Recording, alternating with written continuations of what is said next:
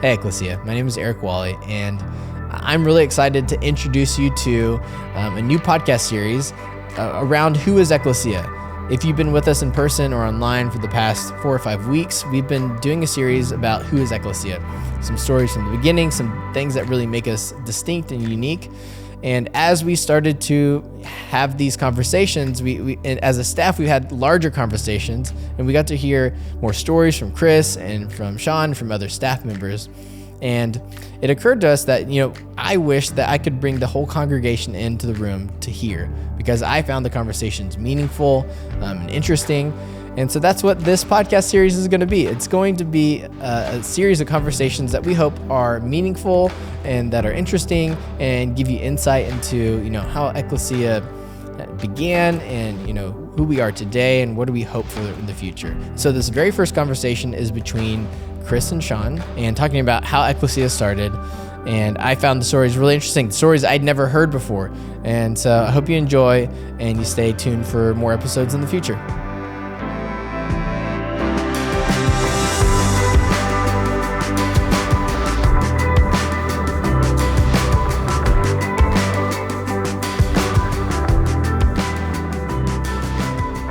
So we have been in this.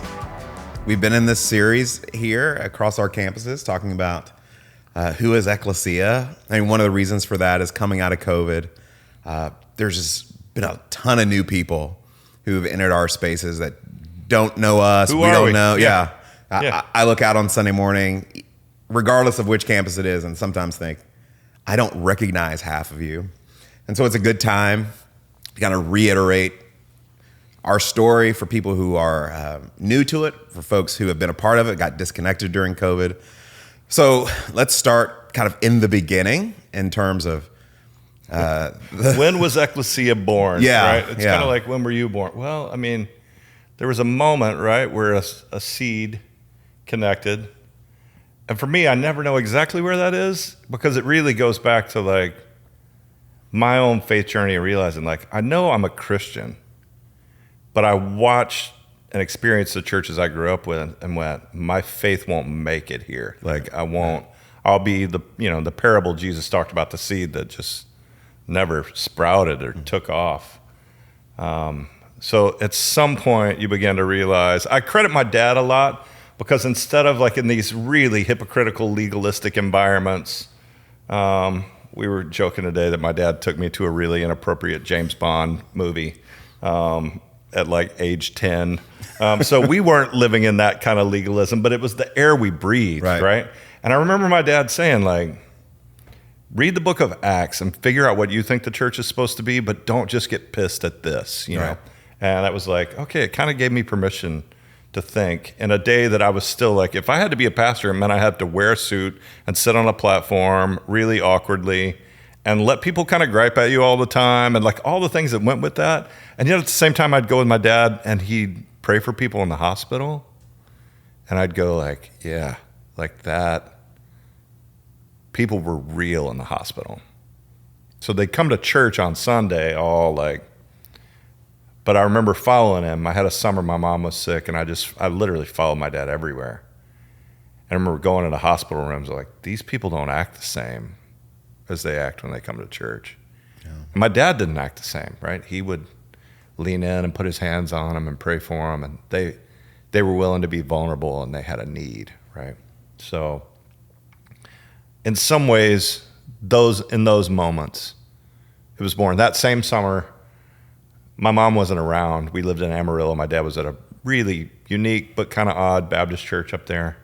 And this old lady just decided she loved me. I don't know, maybe 4th grade. And her brother was a pastor. I didn't know who he was, but she kept telling me he's a great pastor. And for some reason, she was one of the first people that told me, like, you'd be a great pastor. And she used to make me lunch when my dad was busy. And she'd give me Bibles, and she'd tell me how to go talk to people about Jesus. And I found out later her brother was W.A. Criswell, who was the longtime pastor at First Baptist Dallas. And he was much more legalistic than she was, and he like cut her off at some point. Like he didn't go to her funeral. Like this lady was awesome. She was a widow. And I just remember all of that forming this like, like I don't want a part of this. Like, if we don't agree on everything, then I'm not going to my sister's funeral. Like, and from according to her, it was very much like kind of theological and way of living, things like probably like my dad taking me to a James Bond movie, right, when I'm 10, like, which was great because I still love James Bond. But in those moments, I think there was this sense of like, if my faith is going to thrive, I've got to be willing to put enough skin in the game to create a community my own faith can thrive in. So it was like a do or die, you know? So the first attempt at that was out of college, starting University Baptist Church with my buddy David Crowder. It was a great experience. It's still a wonderful church, but being that close to a Baptist university and too many people came at first, and it was hard to keep this missional flavor and this like, there was still a consumer aspect, and there always will be some of that. It was more of it than I liked. So I knew if I got one more chance, and in 99, you know, I was like, if we're going to start, I'm a Houstonian. I've told the story at Open Door a million times, but the way it happened was I was consulting for a church in Atlanta. It was Baptists and Presbyterians had come together to fund a big church plant in 5 Points, little 5 Points in Atlanta, and they had $1 million to do it. They asked me to consult, and then at the end of it, they said, we want you to come pastor this church. And I was like, I hate the Braves. That was my instant. And I still do, by the way, and I hope we play them in the World Series this year. I just knew, like, you can't pastor a church in a city that you don't like their sports team. Like, nobody would like you. Like, if somebody was here in Houston and they're a pastor and they hate the Astros, I would run them out of town. Like, you shouldn't be here. Go somewhere else. Maybe I wouldn't. I don't really care. But for me, care a little bit. For me, it matters, right? And that's the moment I realized, like, I'm a Houstonian. Like, that's who I am. I can't run from it. I can't, like, I'm a Houstonian. So in those ways, that's when Ecclesia was born. And then we didn't have a service until, you know, September of 99. But it reminds me, and I can't remember who said it, maybe you do, that the best critique is to create something more beautiful. Yeah. Right? So, and you and I have been around, especially in the late 90s, early 2000s, when church planting was just booming. Everybody wanted to plant a church. Yeah. Every youth pastor who was hacked off at their senior pastor, everybody's like planted. And so much of it was driven just by animosity and like, I'll show you, or you didn't do this one thing that I wanted to go do, so I'm going to kind of peel off some of your, you know, key leaders and that sort of thing and go down. And most of those failed. 100%. I mean, I used to keep a notebook, and I just call it the reactionaries. And like all these people that were reactionary, I used to just keep a little note. And I mean, I don't know one of them that planted a church that did something beautiful, because it was just, they were mad about this part or that part of the church they came from. And so you know what you're not going to do, but you don't know what you're going to do. Right. And the good part for me was that I had, and obviously I preach about it often because I grew up in an environment where fear, I mean, I joke about my grandfather preaching on hell with the heat up, but I mean, he really kind of did, you know, and that fear was like this motivator. Right. And they love those films where they, you know, chop people's heads off, you know, and the rapture came, and it was literally like, I remember a youth pastor going like, if you don't want your head chopped off, you know, then you're like, what? Right. Like, following Jesus means just you don't want your head chopped off? Like, no. But because that was, I didn't like it, but it was my people. I mean, literally, sometimes it was my dad, my grandfather, it was people I loved. So I think I didn't despise it and need to react against it as much. And I think my dad, to get back to the real subject of when Ecclesia was born, he, you know, just saying like, Acts, when you read Acts, it's freaking beautiful. I mean, these people love each other and they share everything, and people are being healed and they're reconnected with God and the story of God. I mean, you talked about it today in our staff meeting. These sermons in Acts are just like these narratives of God's big story and the people's story that were connected to it, right? And nobody can argue with that. You could do these apologetics things from, I don't even remember, Josh McDowell or whoever those people we grew up in, like, fight with people about this. And there's a ton to fight about, but like you read those sermons in Acts and people go, my life was changed because the God that made the universe, like, knows me and loves me. Like, you can't argue. It's much more it. like a taste and see. Rather than like explain and debate. Which is why, like, people ask all the time, like, why do we, like, I grew up Baptist. We took the Eucharist like 4 times a year, and, you know, you were usually absent for at least one of them. So maybe you got 2 or 3. Why do we because this taste and see this? And I knew I was a bad enough preacher that I might make a mistake one week and Jesus might never come up in the sermon. And there's nothing more embarrassing than somebody coming up like, hey, you preached the whole sermon, you forgot to mention Jesus, right? You're like, oh gosh, that's kind of a fail. So at Ecclesia, you can't ever do that. You have to land with Jesus. Yeah. And as long as we do that, we'll never suck that bad, right? I mean, we'll at least, we'll get the main thing right by the end. But there is something about communion of that taste and see of this is, and we're connecting with the story of everybody else in the world. I mean, I lately, after being in Ukraine and knowing that we're sending bread out in Ukraine, there is something about the Eucharist when I come to that bread, right? And there's this sense of people in Ukraine, they're taking the same communion right now. And I'm worried about before we started the podcast, I told everybody how unbelievably angry I am about the rip-off sushi I got at Post today, right? Because it was $24 bento box, and it was like grocery store California rolls. That's a rip, and I'm mad. That's my biggest problem, my son had a little wreck last week. It's not Ukraine problems, right? But we're taking the same communion, and we're learning. If we're going to be one, then that means we mourn with them, and we celebrate with one another. We got to do both, the mourning and the celebrating. I think we're born out of all that, and hopefully, I do believe Ecclesia it's a beautiful expression of God's love, and nobody owns it.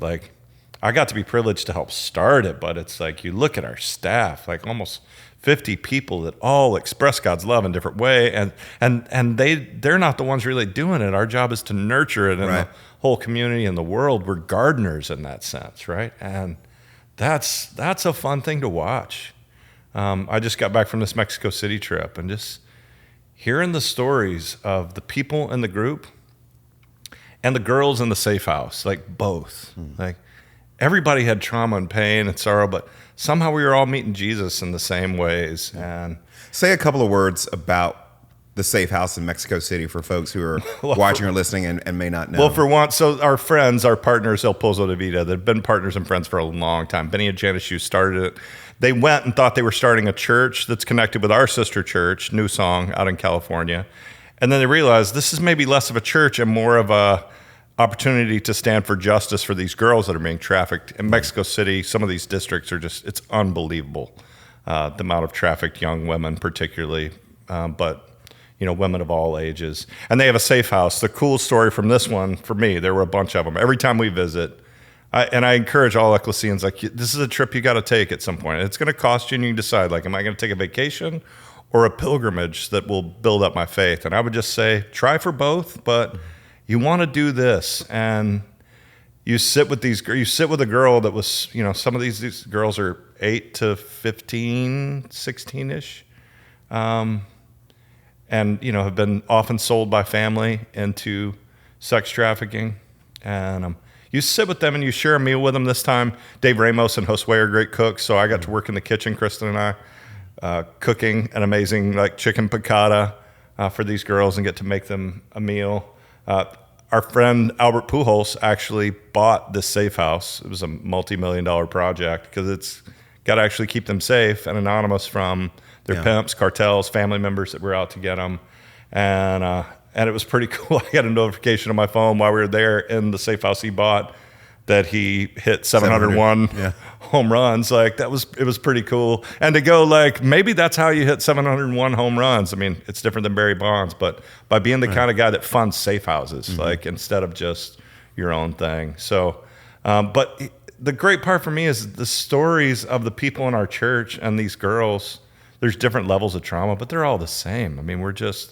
We're figuring it out together. And what happens on an Ecclesia trip, whether you go to the Holy Land or Mexico or you become best friends. This whole group's getting together for food and drinks after church this Sunday, and they're praying for each other, and they're encouraging each other, and all of us need that kind of sacred soul connection. So anyway, the trip was great. The girls will change your life. And then we get to do a block party where we do $1,000 worth of food and gifts for these women that are working the streets. And Well, I can't imagine that 23 years ago, right, when you said, hey, let's start a new worshiping community. I mean, you can drive around Houston, right? And no one thinks driving around Houston, what this town needs is another church, right? But you wanted to do something different. It had a different expression. And 23 years ago, you weren't thinking, hey, we're going to take a trip in late September, October to Mexico while we're also doing stuff in Ukraine, while we're also doing stuff at the border. Yeah. We've got partners in Argentina. But there was an impulse about what the church should be outside of like weekly gatherings. Because so many of us like grew up where the purpose of having church was to have church. Yeah. And so if we got there and we did all the bells and smells and went home and nothing ever. Yeah, we had an envelope at Sunday school and you could check it off, right? You were there, you went to worship, you went to Sunday school, you read your Bible, you gave your tithe. I think you were supposed to witness too. I think there was one, but if you could check all the boxes, you're doing good. Yeah, we knew it wasn't that. Like we had no idea it would be the global expression that it is, but it had to. The symbol of the church from the beginning has always been, and my friend Tim Bassanio took this amazing photo that's kind of become the logo of this open hand. It's from a statue in France. It's just but it was just open-handedness. Like whatever God gives us, we're going to share it, And every year we got to figure out how we make it through a year and how we pay the bills and how we take care of staff and how we fund all the things we do. But now we got 3 amazing campuses with no debt, and the buildings are used for whoever needs it, for whatever. Like it's just this open-handed, like let's give back to God what he's given to us. And I believe personally, like if my friend Greg Holder mentioned this term revival, and it's never been my thing. He mentioned it yesterday. And I don't know that I am longing or praying for what I thought a revival was when I was young, but I am praying for a transformation where all of us just like, if we all gave everything that's in our hand freely, right? The resources, human resources, gifts, talents, money, all of it, at Ecclesia alone it'd transform the world. I mean, so I think we had that open-handedness, and hopefully it just carries forward, That's what I hope. I see it a lot. So like our friendship goes back decades, right? You were on staff at another church in town. Right. Doing we've joked forever. The Sunday night service was the industry staff. service. Yeah. It was literally every denomination, every tribe, the people working in other churches that were there. But you were there for more than just like popping in the service to like, you leaned in the community and made friendships and relationships and had this sense of like, I don't know if you call it the smell test or something. You just came through and went like, yeah. Or maybe Rochelle did. I don't remember. Like, yeah, those were interesting days. People around Ecclesia who've been here for a long time talk about, I go back to Taft, and I always want to say, well, look, let's talk about West End, because that's when we started, and what we realized. So my heart has always been, in many ways, still is for the generations behind me. Like that's why I went into student ministry. That's why I do a lot of the stuff that I still do. Why I work with young communicators, and like I care really deeply about the younger folks we have on staff. Like that's actually like the stuff that like, I want to do. That's what I like to pursue. And what I was noticing was like I'd graduate these kids and they'd go off to college and their faith would like either atrophy or like totally fall off a cliff altogether. And so I knew a couple of things where there's something that I was doing that I could be doing better. And I needed to figure out what that was. But I also looked around and saw the churches that these kids were like just dipping their toe in, and it just wasn't communicating to them what they needed or what I had communicated to them. And now like many of them are in their 30s, some are in their 40s, and they're coming back to me and going like, yeah, like the way that we were taught and raised, it just wasn't available.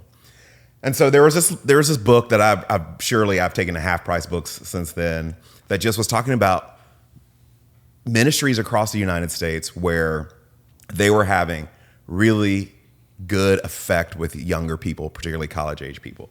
And it mentioned University Baptist in Waco. And I was like, okay, well that's not too far. And then I found out, I don't really know how, like the guy who planted University Baptist is now in Houston. And so I think I may have asked our mutual friend, Brian McLaren, about that. And he was like, yeah, you should go and check it out. And so when we found out it was meeting on Sunday nights, Rochelle and I, this is before we had the girls, said, let's go down there. And we come in, like, as all guests, right? Like in church, the guests show up on time. Yeah. Like the community members are always late. So we were there like right at 5 o'clock and hardly anyone was there. It started like maybe 5 or 7 after. And it filled in. I think maybe there were like 400 people there total at the time. And no one talked to us at all. Like not a single person. So we're driving back home. We were living in Katy at the time. And Rochelle and I were talking. I was like, that's the least friendly church that I have ever been to. But what we found out later was no one talked to us, not because they weren't interested in knowing us, but because they didn't know each other. Like the church was that new. Yeah. Right. And we definitely had this, like, I had this phobic thing of so many churches you go into, they're on you. It felt like it's an assault. Like, and literally, if you had to be of a certain age to know, but used to, if you went to the Gap, it was just like, hey, what do you need? And you're like, whoa, I just wanted a t-shirt. Like, yeah, hey, give me a minute. And people were just, and I was like, we're never doing that. Which ended up with this, like, nobody talks to nobody, right? Like the thing now, like we have some of the friendliest people that kind of manage every section at Elder, that make sure people are greeted and what feels more organic. But yeah, we overreacted on that one. It was, but we liked it enough. We're like, we're going to go back. So we had a small group, and our small group met on Sunday nights. I think like the next month we came back, and then I think I just like shot you an email saying, let's get together for lunch. We connected over lunch, and like slowly, because it was on Sunday nights, it was free time for us. Like we started coming.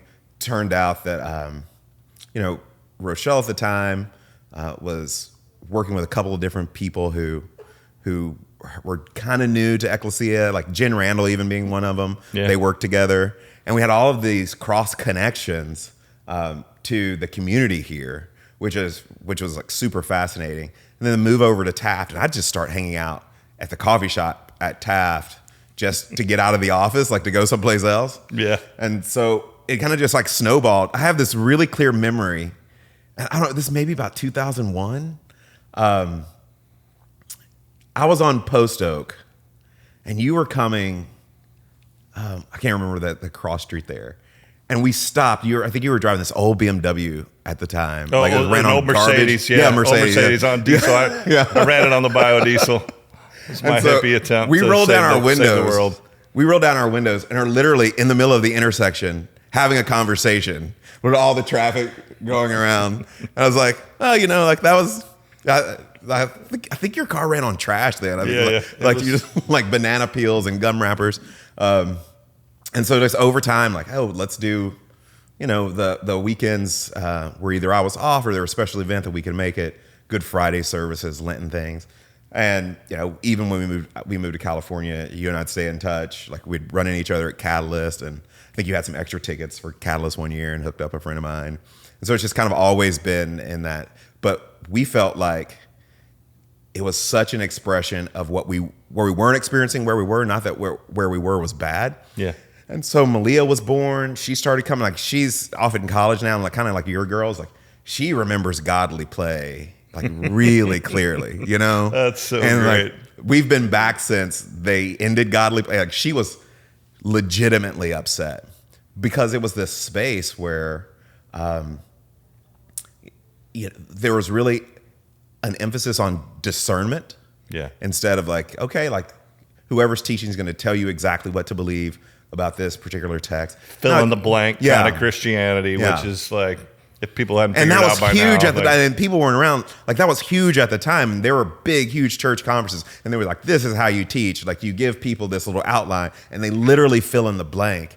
And it's like, is there any space for my own journey with God in this? Yeah. And are people going to be guides for me here, or are people going to be like dictators to me here? Yeah. And we found that really, and we had so many people that we brought who were much, much older back to Taft. And we were trying to raise money for some other things. And this guy who just made a ton of money in Houston as an attorney. And we're sitting around talking. He goes, you know, that thing we just went to, that I thought was great because he called it that thing we just went to. That thing we just went to, he's like, I don't get it, but my son would. And I said, exactly. Yeah. Because that's always what I've cared about. Yeah. Yeah. And that's what we have to keep caring about, right? It's like, how do we keep passing that faith on to the next? And I think, I mean, we can step in a lot of traps here, but the truth is, like, the political environment where churches are weighing in on things we don't have any business weighing in on, right? And we're isolating more people than we can even dream of being winsome towards, right? So what does it look like to be this church where you don't have to vote a certain way? You don't have to, thank God, dress a certain way. Or I mean, right. the diversity of people it's pretty awesome. Like, it's part of what makes our community great, you know? And hopefully you got, you know, a business guy wearing loafers with, you know, some folks that don't wear shoes that often, and that just like, it's just a beautiful thing when it all comes together. And if we were monolithic, right, it just would be the most boring church ever. And gratefully, for whatever reason, we've been able to hold that through the years. And that's the biggest cultural pushback, right? So you've traveled a lot across the United States, you know, teaching and speaking. Like, I've done the same. The family's been with me. And like, here's the thing you learn when you travel across the States.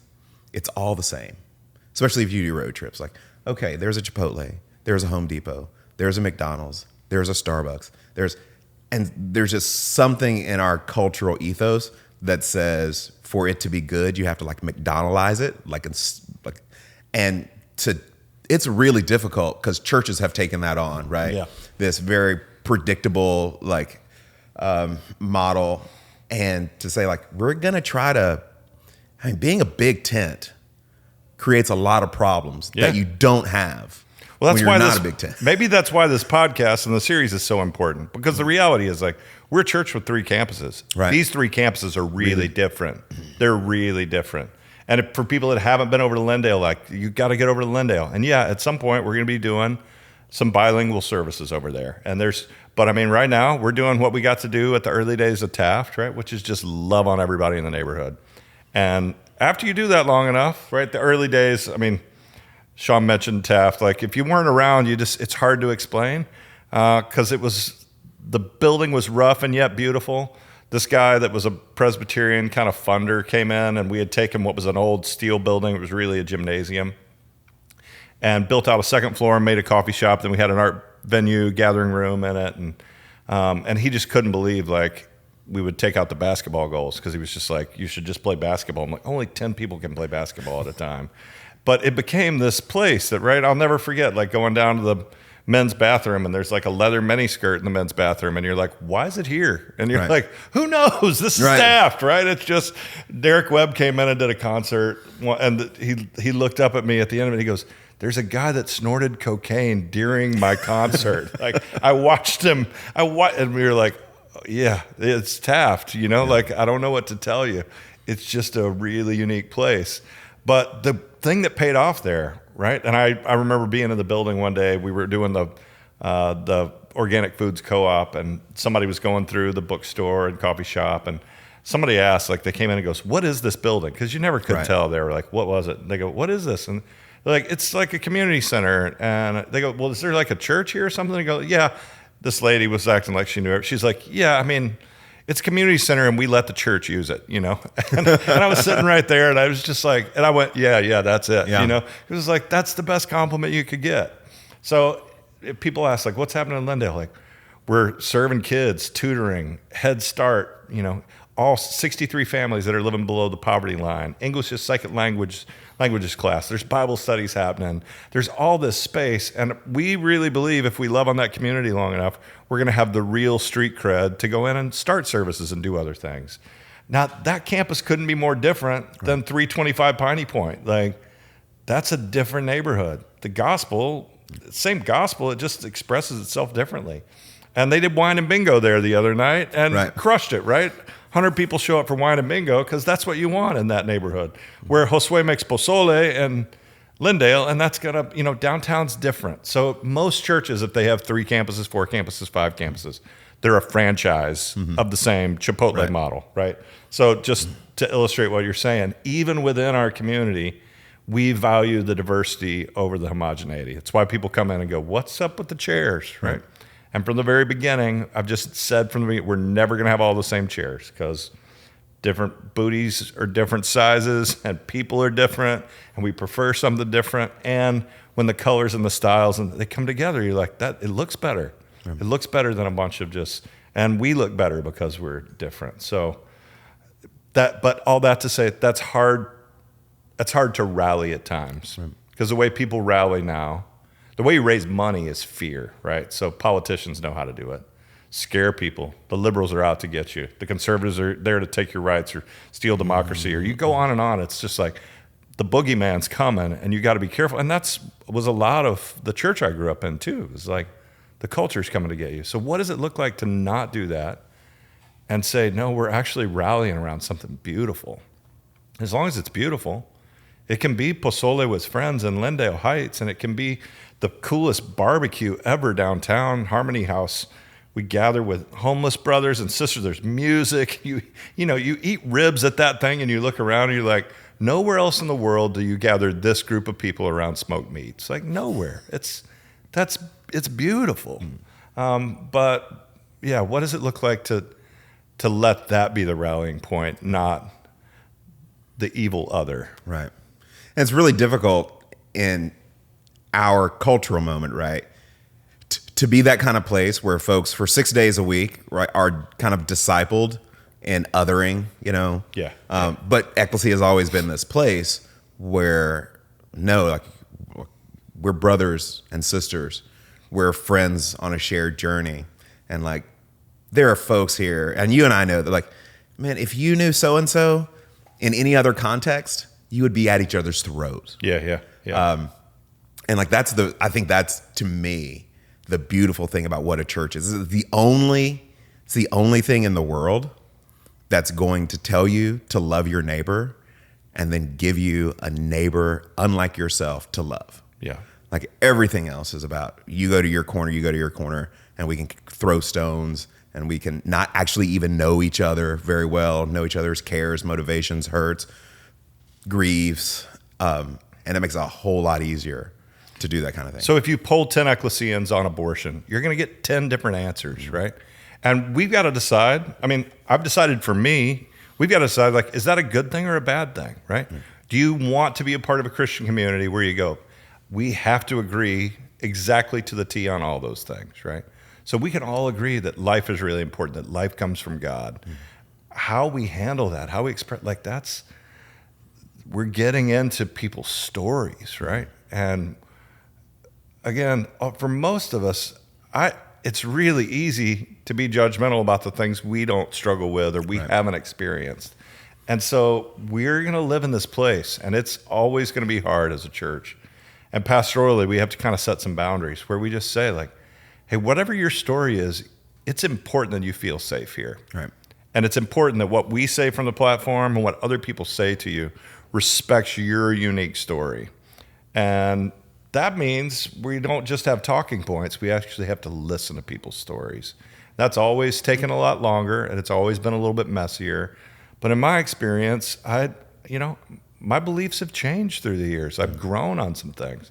I've learned some things. And that's because we live in this community where other people's stories have affected my story. I think I've been a part of affecting other people's stories as well in positive ways.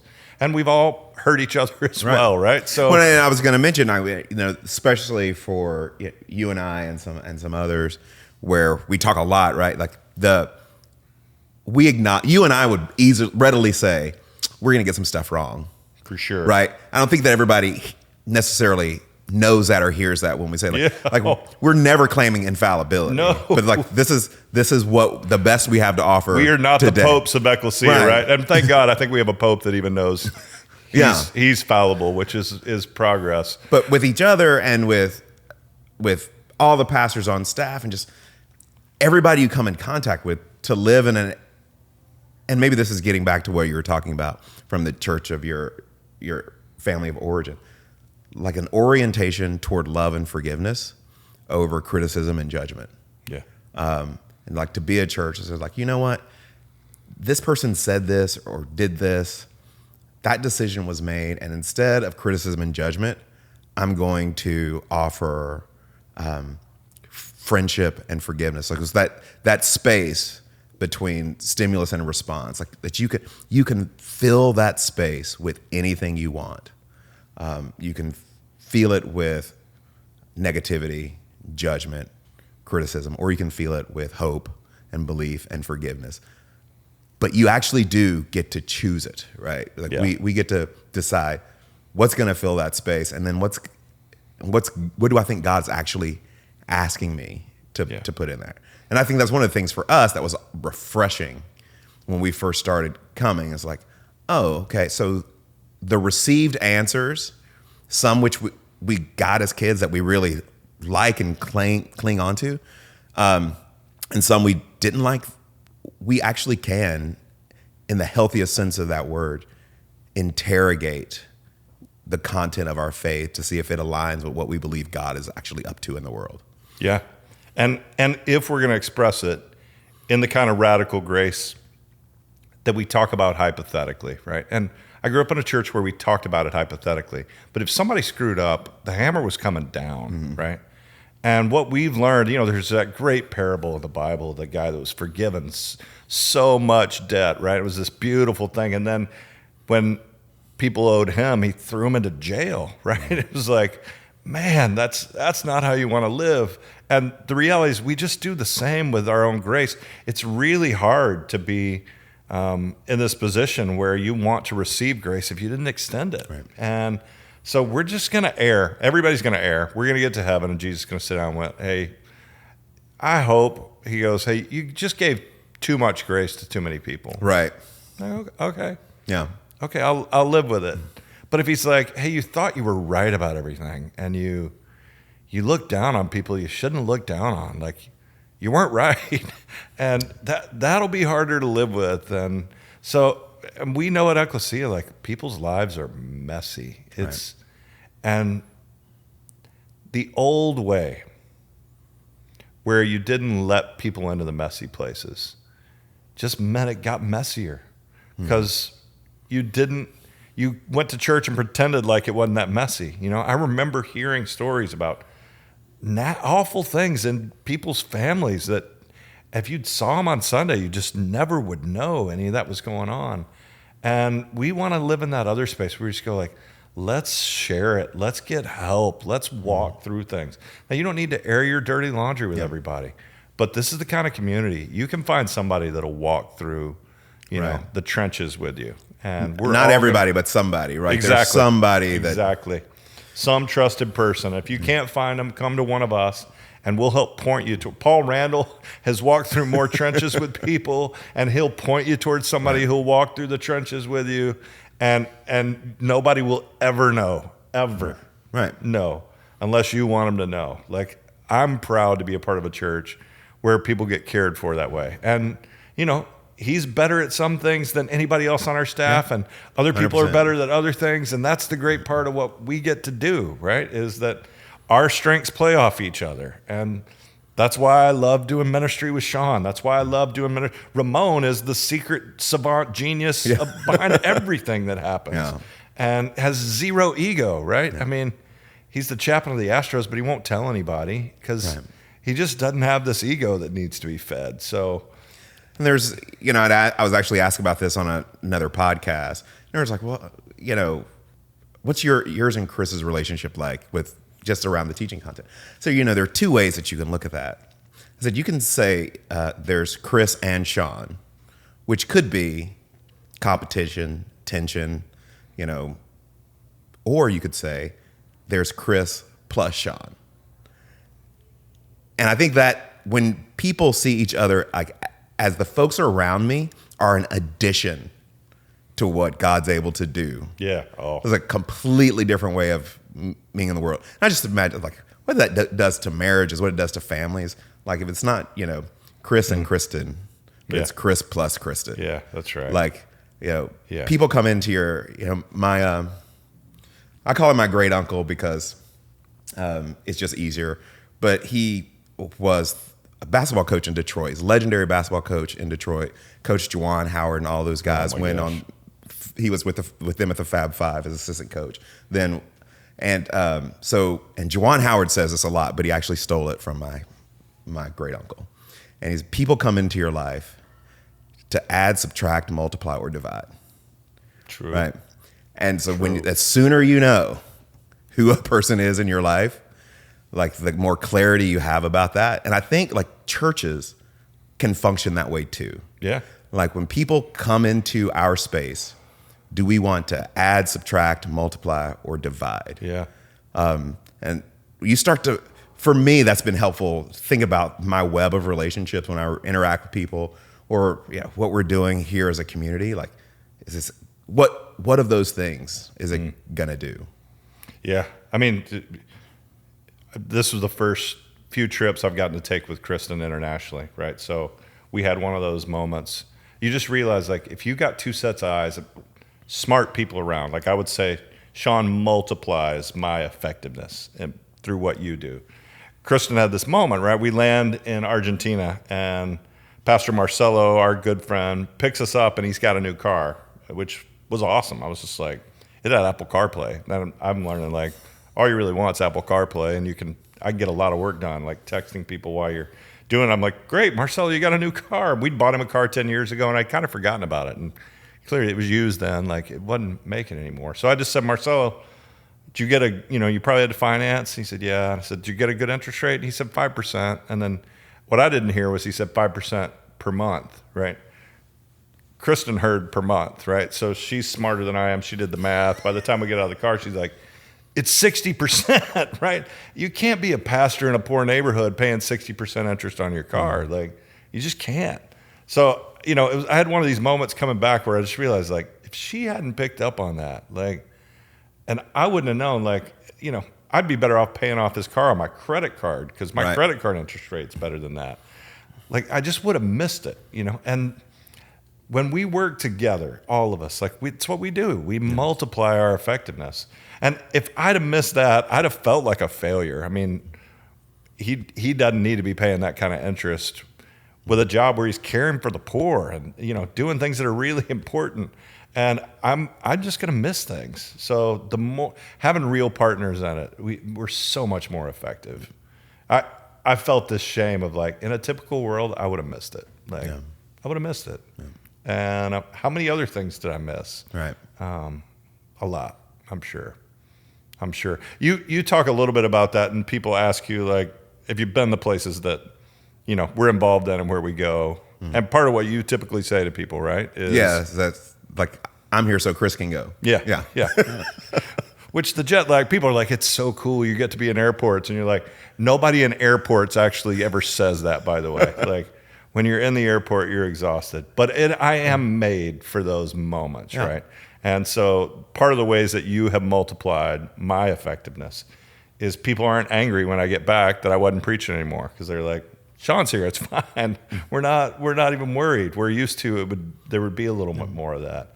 And then I come back energized, So that, couple of years, and gratefully I needed to be home family-wise during the pandemic. Right. So I got to be home with family, but getting back into those places and the mess and the beauty of it, there's just nothing quite like it.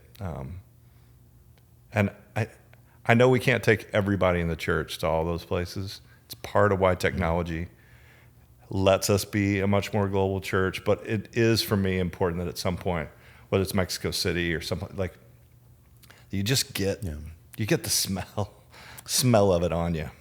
And like, historically, for a lot of churches, right, many have been really good at serving their near neighbors, and many have been very good at serving their far neighbors, right?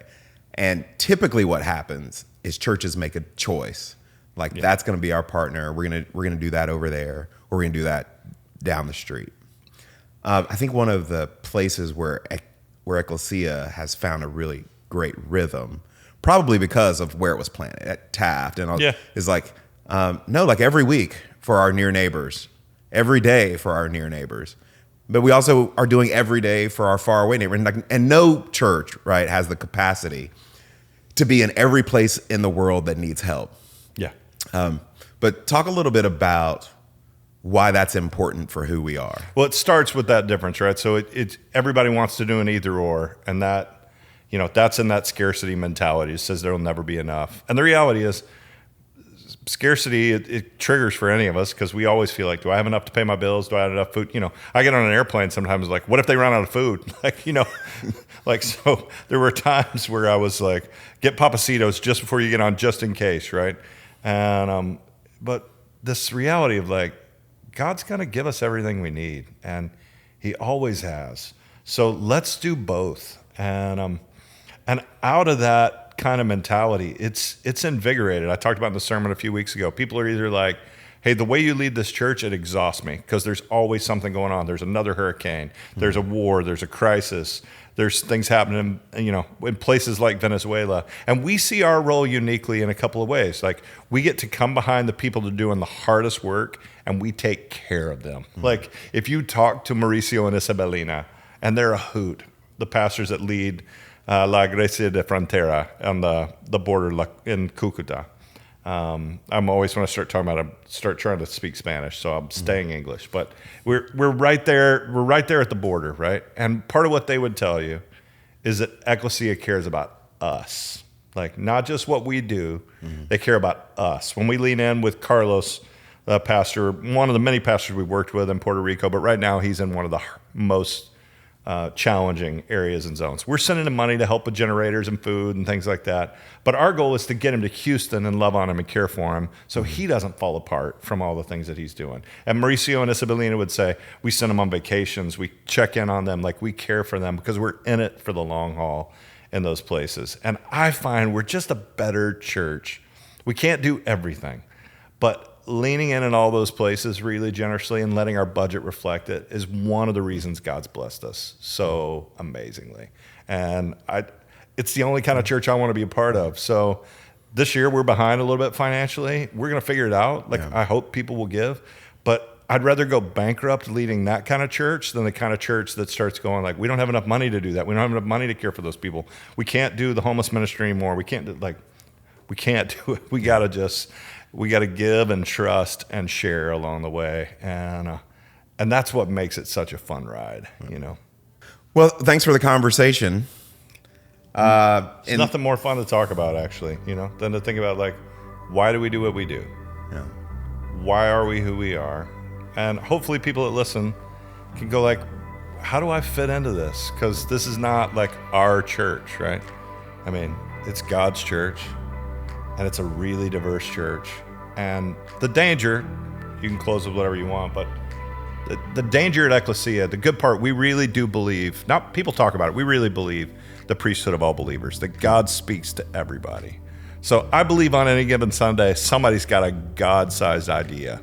Right. The beauty at Ecclesia is that usually you come to the church and go, hey, why don't you guys start this new program? And we go, yes, right? You are now commissioned as the bishop over that new program. And it's your job. Like, you had the idea, you've got the gifts. And my hope and prayer is when people listen to this, they just start to figure out, like, I need to be more a part of what God's doing.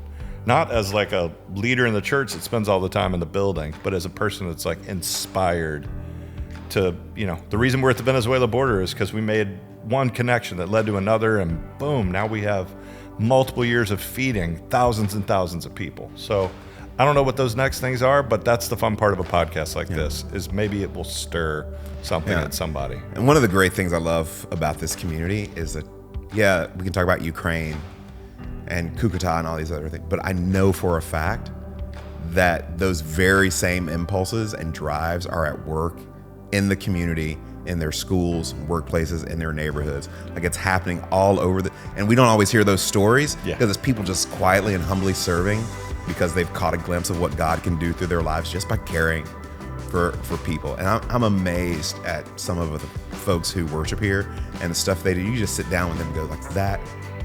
You may be the smartest, most amazing person I have ever met. And if you never ask them the question, they would never tell you all the ways. That's why I love this church. Well, we want to thank you all for spending some time with us. In future episodes, you're going to hear from a variety of different voices sharing who Ecclesia is, what we're doing, giving you a greater sense of how God can use you where you are and how God might be speaking to you. Thanks for watching and listening. We'll see you next time.